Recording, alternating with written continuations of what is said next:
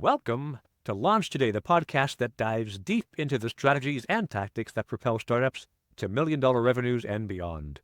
Every episode, we bring you exclusive insights from industry experts and seasoned entrepreneurs who have cracked the code on rapid growth. If you're a founder looking to supercharge your marketing, refine your messaging, and captivate your target audience, you're in the right place today. Today, we have a very special guest who's a true wizard when it comes to turning websites into conversion machines, Blake Emal. With a career that spans from SEO specialist to chief marketing officer, Blake has a wealth of experience in driving growth for companies of all sizes, and as the founder of PageTare, he now helps SaaS businesses write copy that not only captivates visitors, but also converts them into loyal customers. Blake, thanks for coming on the show.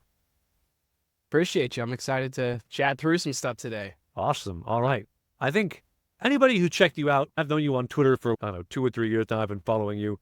You're always doing interesting things. You're always giving kind of hot takes. Your career path is quite unconventional, right? You started out as a French-speaking SEO specialist and then moved now CMO by age 28, founder, right? How do you, looking backwards, is the only way I can make sense of my career. I look back and I see, this did all lead me here. How does what you've done lead you to where you are now as a founder?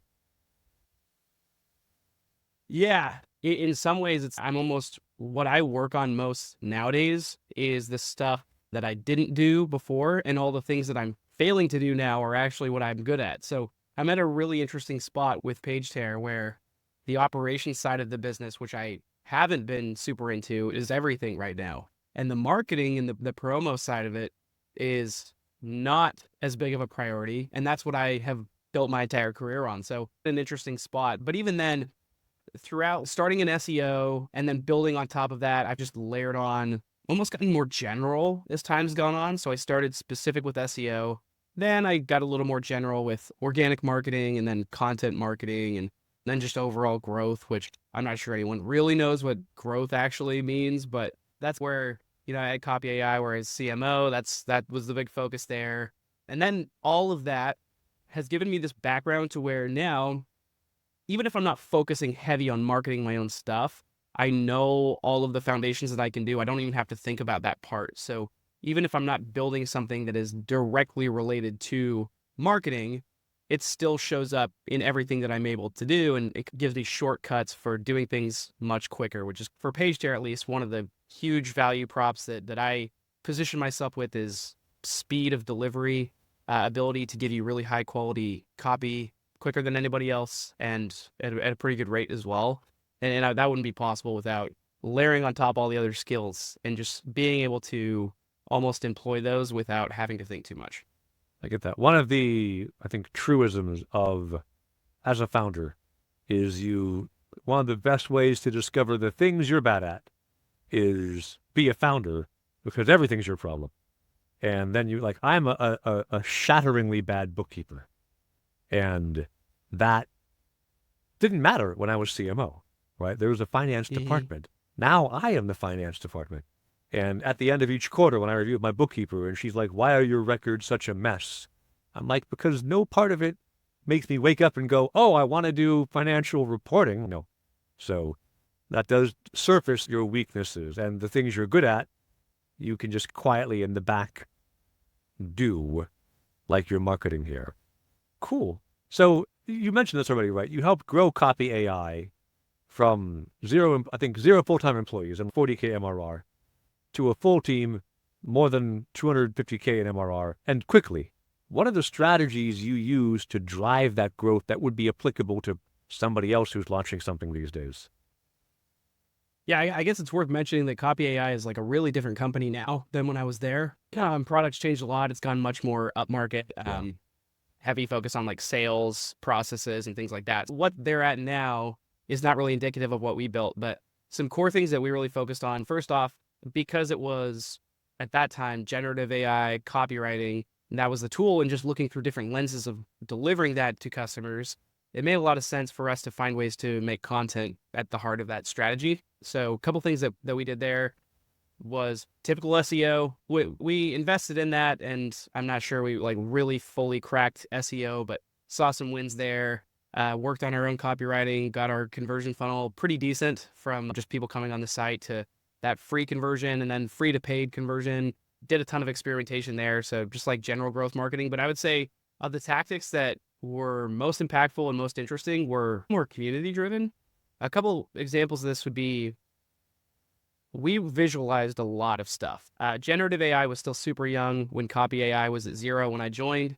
And we just decided we're going to make this visual and show the thing as much as possible because we believe there was an education period that was going to happen until people just got it finally, which we're at now. Everybody understands how ChatGPT works or how Claude works or any of that stuff. And that's gotten even easier over time. But back then, not as easy to understand how to use the tools, what a good prompt looks like, what you can actually create, the limitations and the non-limits that exist. So we just tried to show all of that through social content, through webinars, all kinds of stuff like that. So we tried to shortcut our way past like that huge education phase we needed to do by overloading with content and just being super helpful, teaching people what it all was. And in the background, we were obviously promoting our own product by showing what you could build as well. So we'd go do stuff on social, drop something you want to build. We'll write the copy for it, or we do community-driven stuff like that all the time. Another example was starting to like partner with bigger creators that were aligned with the writing component of copy AI. So like Pat Flynn was one that we worked with, and just basically doing super helpful webinars where we would bring in these creators that had actually never used copy AI before, but had heard of it, but they'd never actually used it. And we got them to use it live for the first time on a webinar. Nice. It was a big gambit. That can be risky, but we felt pretty confident that anybody could get some good results with it and instantly pick it up. And so we would bring on some creators like Pat Flynn and just be like, okay, I'm not going to give you tons of context. We're going to build some stuff out and I want to see how you do it. And that also showcased the power of the product and how simple it was to use it for yourself. So doing things like that, there was so much more that went into it. We tested just about every channel you possibly could. Most of that stuff, especially on the paid side, didn't end up amounting to much. So it was just throw things at the wall, measure a ton, try to have hypotheses and make assessments really quick on what we thought was working, what we didn't, scrap what didn't.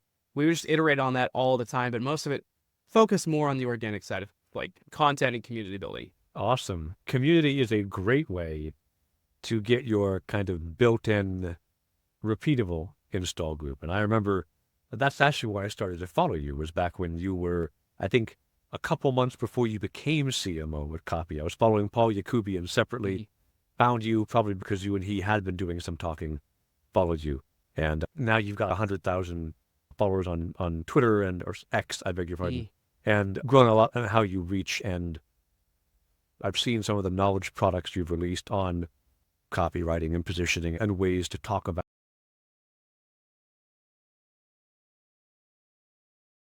your brand that is unique. I think one of the elements that you talk about that is really a lot of people neglect is when you're doing this beginning messaging, being disciplined about hypothesis, test, result, and conclusion can feel like a lot of overhead, but in truth, it's the best way to learn really quickly. So with that, a lot of perhaps struggle with that, right? Is there a framework that you can recommend to somebody to say, hey, do this as you're beginning your early stage exploration? It'll help you move faster and iterate more decisively. Yeah, a helpful preface here would be that I am not analytical really at all. That's just I'm more on the creative side, less on the analytical side. I'm not a huge attribution guy. I'm not a huge track everything guy. If I can do it, anybody can do it. And I really simplified it for myself. I'll give it through a couple lenses. When I was trying to build my own audience, for example, I had the hypothesis, like everybody else did, that I should create content for free, just be helpful, and then eventually good things would come around.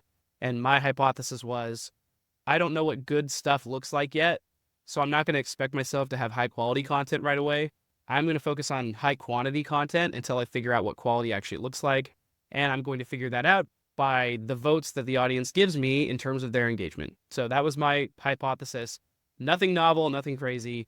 And I started posting, when I started on LinkedIn first, actually, 8 years ago or something. And I didn't know, I was in the first year or two of my career. I didn't know anything at all. I still don't know all that much, but really didn't know anything there. But I just posted a ton. and I saw what worked, what good writing looked like, because I had to unlearn a lot from school and Oh, figure out yeah. how you actually position a hook and how you structure content to get read and things like that. When I shifted over to Twitter, I went really hard and like just did 15 posts a day. And a lot of them were super, super short. So nothing too crazy. But I really pushed myself to put a lot of stuff out there, a lot of different formats. And all of it was short form so that I could actually judge on a pretty one-to-one basis what worked. If it was the idea or the format, it was they were all short enough posts where I could glean some insights that would tell me, do that again. And every time that I figured something out that got really good engagement or high impressions or whatever, I would do it again through either reposting the exact same thing a few months later or mixing it up for a different topic or whatever. All the stuff that just didn't work, I'd try it again. If it didn't work again, I'd just scrap it and take a mental note of that. And that's how I grew that. So I took short form ideas for several months. From like August to December, I was just posting 15 times a day when I first started on Twitter. Then I actually felt pretty confident. Like, these are the topics that people actually care about. A lot of those were not what I expected. These are the formats that seem to work in terms of how to set up a hook and how to organize information. And then I just started playing with that in a longer form. Like, I extrapolated that into longer form content. Now, I didn't feel it was as risky to just write tons of long form content without knowing that the ideas were quality. So then I expanded there and then got a little bit longer form over time. That was the approach there. Now, if you're trying to translate that to a company and growth, there is a lot more on the analytics side that you need to figure out. And I certainly had to figure out. And again, it wasn't natural to me at all. But that same framework, that mentality of just high quantity of ideas, no bad ideas, test some stuff out, treat it like there's really no risk to trying it out because most of the time there really isn't, and pay really close attention to your assumptions on why you think something works. Sometimes it's going to be format, sometimes it's going to be topics, sometimes it's going to be timing, audience, whatever. Look at the variables, try to separate them, and just keep testing until you have a pretty good conclusion on what happened, what worked, and then expand that into something bigger. I think that principle is really simple and applies to pretty much anything that you could A/B test. Yeah. I think de-risking the cost of being wrong is the real, like, what you're doing here. If you're doing 15 posts a day and each post is, I don't know, 5 minutes, right? You're only in there 75 minutes, an hour and a quarter, executing. And then you look and see each individual post is such a low risk bet that when 99% of them fail the first month, that's okay. You're still only out a couple hours. And you go back again, you try again, and you keep refining. De-risking the cost of being wrong is the best way to be able to iterate a lot. Because if being wrong costs you 10 grand, can't be wrong very often. Being wrong costs you $100, you can be wrong a lot before it amounts to anything.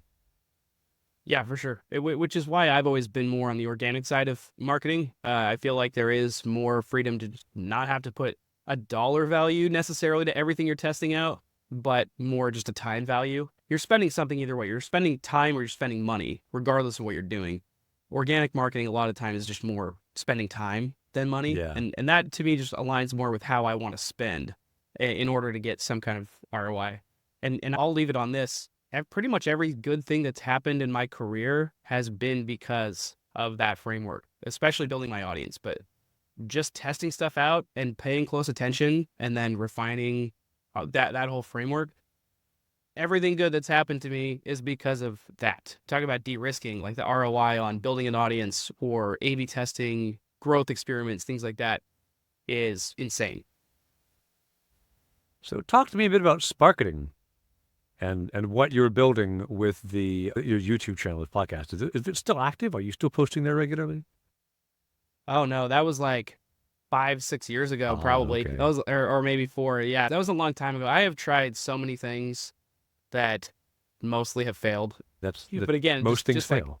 Yeah. yeah, exactly. And it all led to the next thing that was a little bit better and a little bit better, and just that kind of went on. So yeah.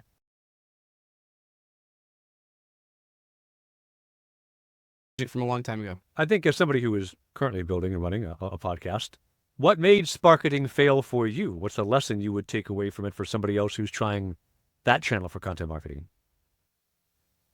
Yeah, that was like pure marketing interviews, and I didn't really actually know the vision for what I wanted that to be. Now I know that if I wanted to do a podcast again, I would basically just interview my ideal customers and put them on stage and get to know them and just like talk through problems and solutions together. And I'd probably treat it more like that and not care about my audience growth as much. Back then, I was trying to use podcasting as an audience growth mechanism, which was like super hard. Podcasting might be one of the hardest, if not the hardest, channels to actually grow because there's so few tools for it.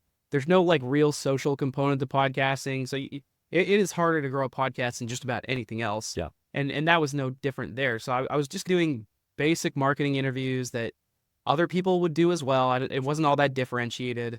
And eventually time just caught up with me and decided I don't want to be doing 3 of these interviews every single week and spending all this time on it when it's not bringing me any results. And I actually didn't even know what results I wanted in the first place. So eventually I finally scrapped that. That's, again, a really interesting thing to learn, right? Hypothesis, test, result. You didn't really have a hypothesis. You just launched a thing and you were like, maybe it'll make me money. And I think knowing what you call success or failure is really important. But also, it was just 5 years ago. All of us were less sophisticated as marketers now, or 5 years ago than we are now. So I get that. You see a lot of stuff scale fast, right? With Copy AI, with other companies you've helped grow. Scaling fast breaks stuff. You've been talking about for PageTare. Ops is the problem now. Delivery, right? You can get in 500 leads, but you can't service those clients if they come in. You're screwed. What are some key operational challenges you faced, and how have you as a founder helped buffer and provide support on the ops side of your business? Yeah, naturally as a marketer, when I started PageTare, I was like, okay, I know exactly how to promote this thing. And so I started driving calendar bookings. And then I realized I wasn't even targeting the right audience. And so that was a huge learning that, we could probably come back to that as well. But once I got the right audience, I started focusing more on really good service and focusing on the operations. So for me, what ops look like, it's super simple. I work through a Notion board with every single client, and everything is templatized in terms of the setup, not in terms of the copy and the delivery, but everything has a template, the copy brief, how you request things, how you give me context, how I deliver. All of it has a pre-built place that I don't even have to think about ever. And so I had to build out a lot of automations and things that would make that as smooth as possible for clients so that right when they sign up, they instantly get like a Notion board built out automatically with access to it. Everything is already ready for them to go. There's a full tutorial in there, so I don't even have to talk to them to get them onboarded. It's like a 5-minute Notion doc with a video. They're onboarded. They start adding context and they start requesting things all within 20 minutes of paying, basically. And it took a while to get to that point. Got that done. Then on the delivery side, that's just been my core focus now. It's totally flipped where I was doing pretty well on the marketing side a year ago and got some clients in because of that, but I don't think they were the right clients looking back. And I wasn't focusing as much on the ops side. Now I flipped that to where fulfillment that's the core service. Like I want to be known as a really good service provider that they want to keep coming back to and have a recurring relationship with. And the marketing stuff has become secondary. So actually all my problems now are traffic problems. I don't promote as much as I should, even though I know what I could do. That's what's so frustrating. Like I know what I could do. I have assumptions on what would work, but I'm spending my time delivery instead because I want to keep this lean as possible for as long as possible. And so far for the past year plus, it's just been me. I haven't even worked with a single contractor for a single thing. And that's been an awesome feeling. Probably hitting a little bit of an inflection point where if I really want to scale it up, like you're saying, I do need to look into some help. And that might be more on the marketing side, actually, than the delivery. Because right now, I have 8 clients and could probably double that and still be okay.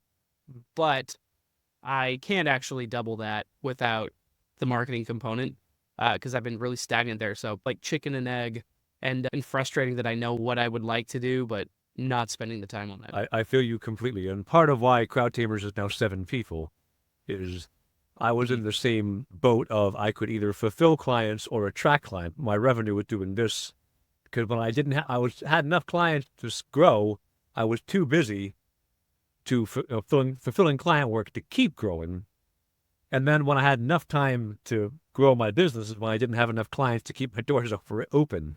So it was this crazy whipsaw for about a year. And then I hired on initially 2 people, and now we're up to 7, growing it up. And like my big 2 obsessions this year, one of them was more dependable revenue channels, because in 2022, I did 770K. And in 2023, I did 180K, which is a hell of a roller coaster ride down. And went about 90K in debt, just paying salaries and everything, and had to reduce staff still. And then got out of that. And this year, I'll probably do around 400K. But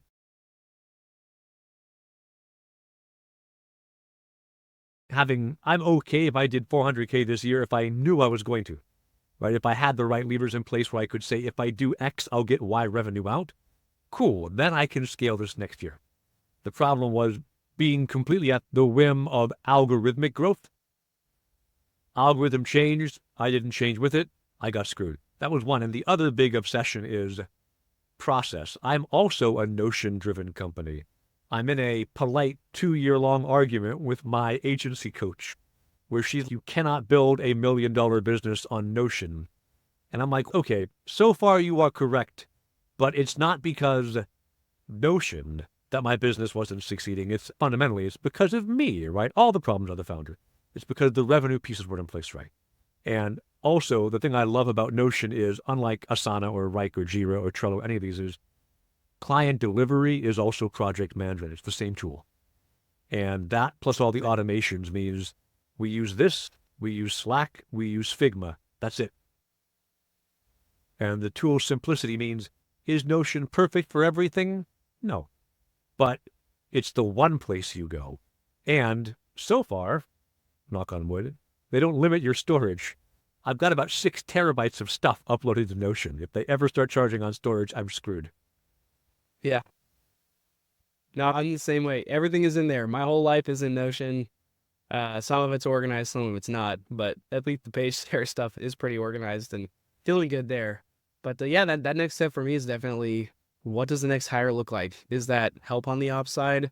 Is that help on the marketing side? I've been, frankly, a little bit nervous about getting help on the delivery because I think one core value of my service is that it's me and not just a team of other writers.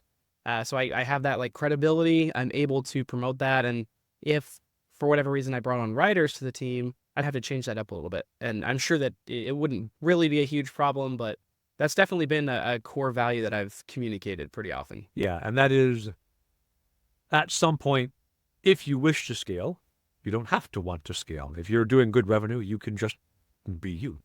If you wish to scale, separating out the value prop is part of what I had to do with CrowdTamers, where I went from working with Trevor. It was great. I was a freelancer. I had 330K in revenue just booked out. And in February of 2022, I went from freelancer to agency. And in March of 2022, none of my clients I had in February were still with me because they wanted to work with me, not with an agency. So I went from whatever it is, like 37K a month as a freelancer to 0K a month as an agency in 60 days. And I had to build back up from there. So if you don't manage to transition well, I surely did not. If you manage it poorly, you'll have that hard cliff and then have to build up from there. But if you manage it better than I did, I think you can make the transition a little more smoothly. I think this comes into the question, though, right? Your mission, you've talked about, is to build an awesome life for your family at your own pace, serving marketers and founders. How do you rate what you do and how you deliver? In what, yeah, rate in what sense? What comes first? What do you do?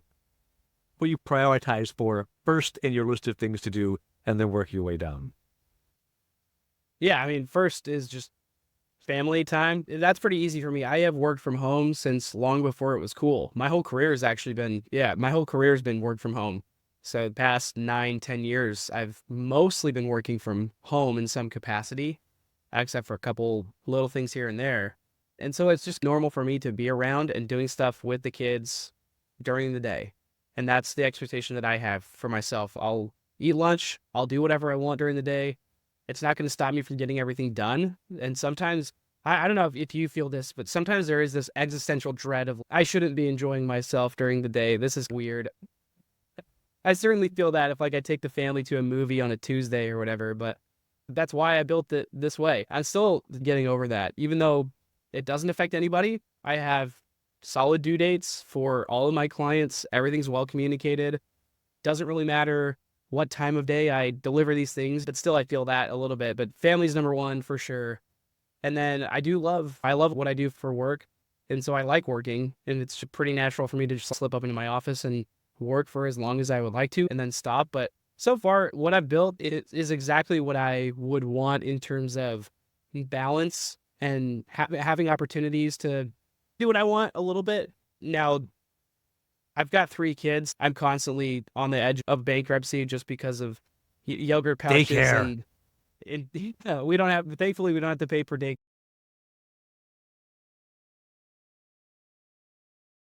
School is expensive.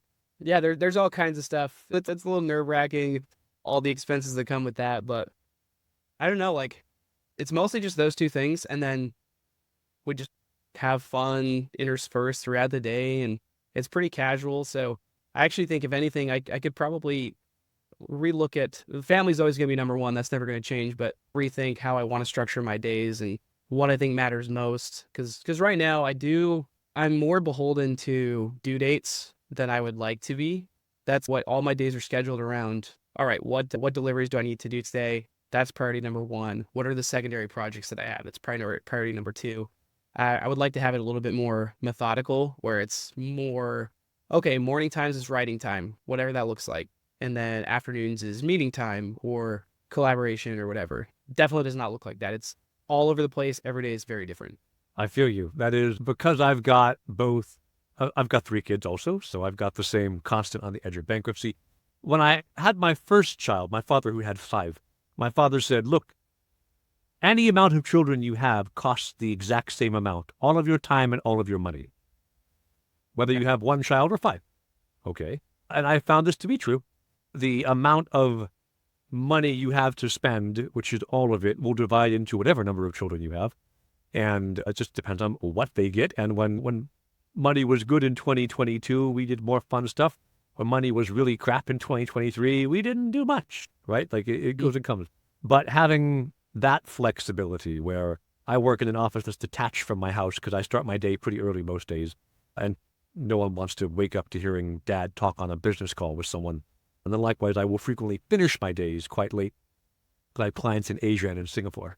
And my goal is to get out of being the one doing all those calls, get out of the one who has to sit there and spend with 14 clients right now. That's 7 to 10 hours a week just talking to people who pay me. I'm not mad about doing it, but it is like being able to have someone else's time do that would be really valuable for me, the founder, to get back time to work and also time to be with my family. I feel you on that.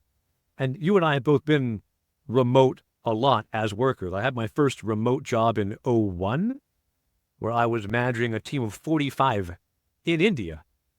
And while Jira did exist then, I'd never heard of it. And the way we collaborated was I uploaded an Excel file to an FTP drive, and then we would all open the Excel file and look at the deliverables on a VoIP conference call together, where it was a party line, but only 4 people were allowed to unmute themselves. Everybody else had to stay muted because they were too junior to be allowed to speak. This is not good management, but I was 22. I didn't know what I was doing. There was no agile theory of workforce management that I'd read about. I was by the seat of my pants, right? So I've been remote a long time. I've had in-office jobs too. What challenges do you find in that work-from-home lifestyle? You've mentioned some of the guilt on even when you're not late on work, I shouldn't have fun. It's work time. Like, how do you navigate that as an entrepreneur? Yeah, that's a big one. I'm trying to just force myself to be uncomfortable with that and mix up the schedule because I think that's good for me to confront the guilt, because most of the time the guilt is coming from you. It's not coming from anybody else. It's not actually helpful. So I confront that a good amount, and it still creeps up on me most days. Other challenges, basically just during the summertime, I'm way less productive because my kids are here all the Oh time, yeah, and I feel you.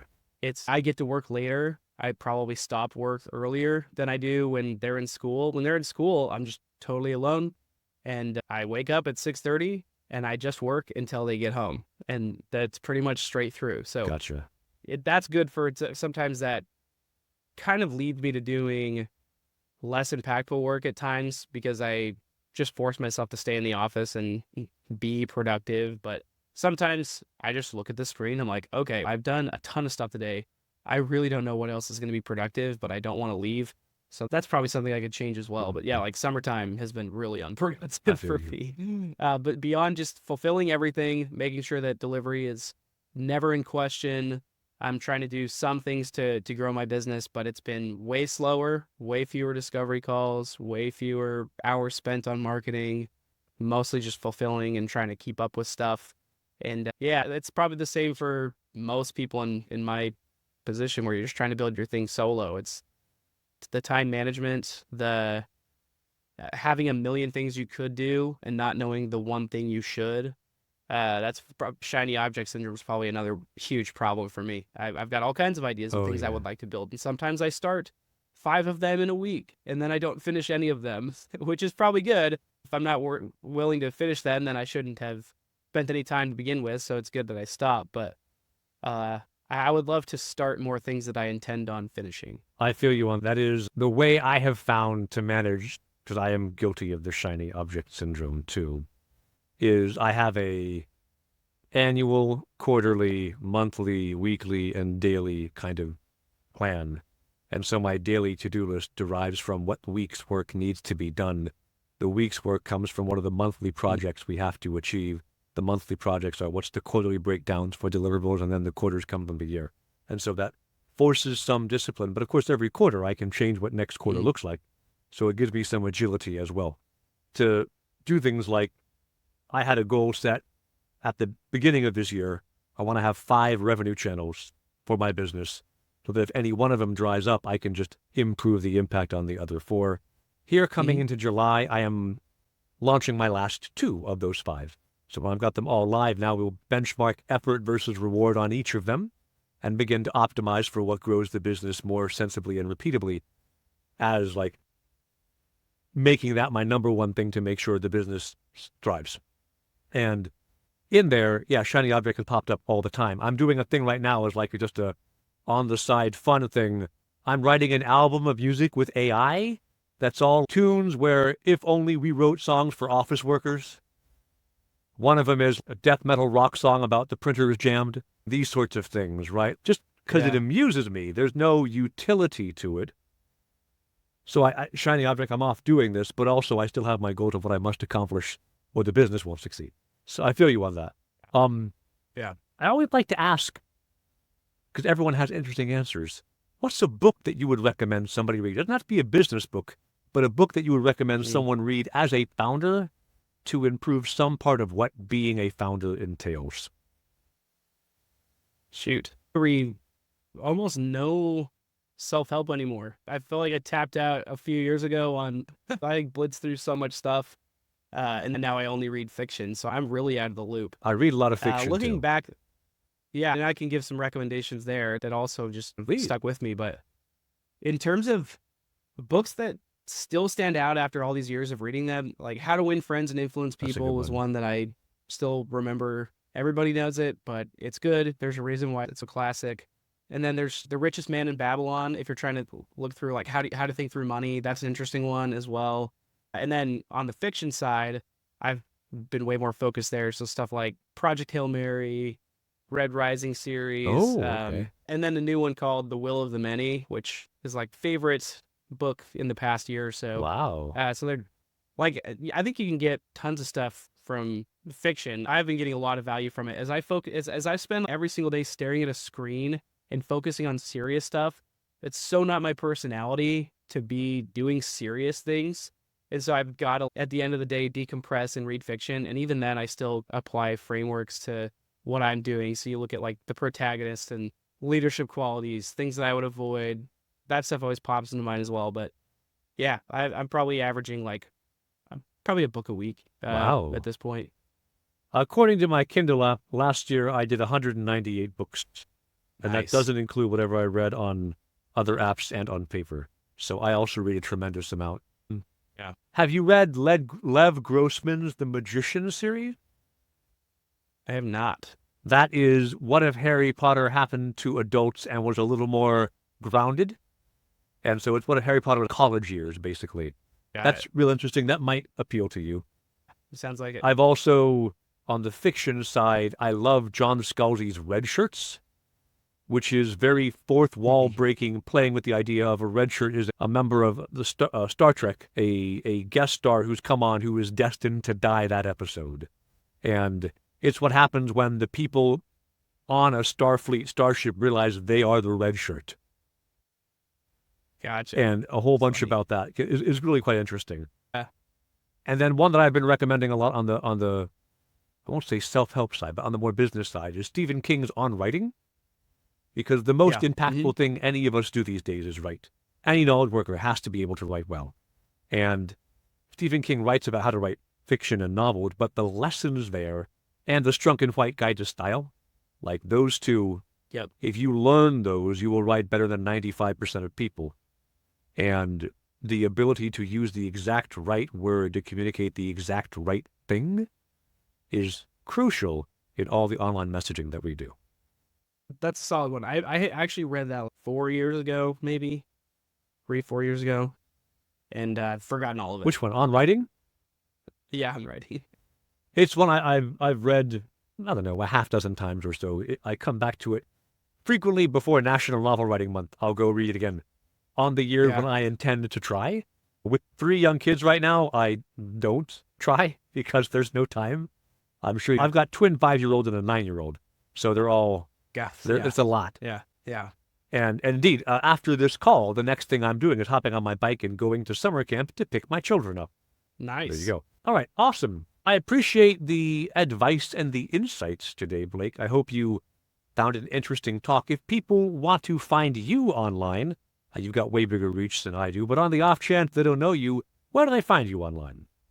Yeah, still on Twitter. X at Hey Blake is my handle. You can find me on LinkedIn, Blake Emal. Just look for me. And then PageTare.com is basically the big thing I'm working on.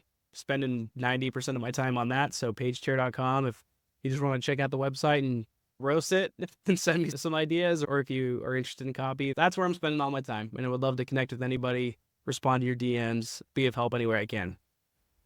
Awesome. All right. Thanks very much, Blake.